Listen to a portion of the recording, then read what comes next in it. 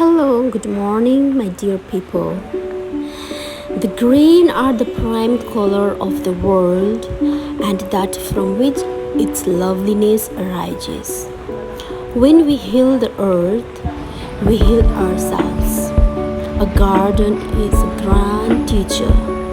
It teaches patience, and every moment is a fresh beginning. The love of gardening is a seed, once sown that never dies.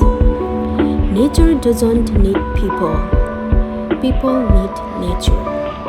The family is also one of nature's masterpiece. So, always plant a flower, green plants in your house because it gives good vibes. Because the nature is the gift of the Almighty. So always love green plants. Never pluck flowers.